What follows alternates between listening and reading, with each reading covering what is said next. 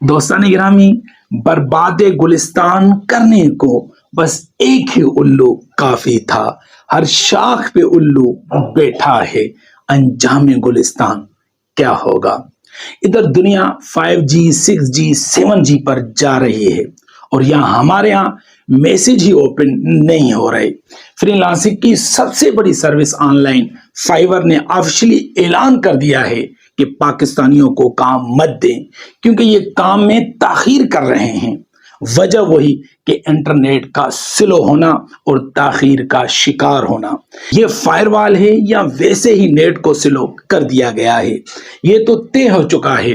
اگر یہ چند ہفتے ایسے ہی ہوتا رہا تو Pakistan on line free lancing market سے آؤٹ ہو جائے گا۔ جب آپ وقت پر کلائنٹ کی ای میل کا جواب فوری نہیں دے پائیں گے، تب آپ نئے پروجیکٹ کے لیے فائیور جیسی ویب سائٹ کو کیسے چلا پائیں گے؟ یقیناً فری لانسنگ کی موت ہو جائے گی۔ اب یقین سے کہا جا سکتا ہے کہ ہم نے کامیابی کے ساتھ فری لانسنگ کو بھی سڑکوں پر لا کھڑا کر دیا ہے۔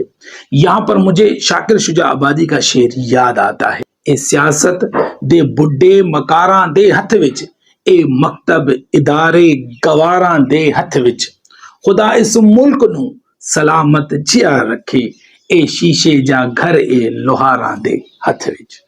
پاکستان میں 500 ملین کا نقصان ہو چکا ہے اور قائمہ کمیٹی کے 2 ہفتوں میں انٹرنیٹ کا مسئلہ حل کرنے کی ہدایت اور سینیٹر پلوشا خان کی زیر صدارت اجلاس میں اور ملک بھر میں انٹرنیٹ سروس متاثر ہونے کے معاملے پر بحث کی گئی اور فائر وال سے متعلق پی ٹی اے حکام نے آج قائمہ کمیٹی میں تفصیلات پیش کرنا تھی، تاہم پی ٹی اے حکام کے عدم دستیابی کی وجہ سے ایجنڈا ملتوی کر دیا گیا۔ فائر وال پر قائمہ کمیٹی نے ان کیمرہ بریفنگ طلب کر رکھی تھی۔ خدارا حکومت اس پر توجہ مرکوز رکھے، ورنہ یہ ملک پاکستان کی معیشت کے لیے بہت بڑا نقصان ہے۔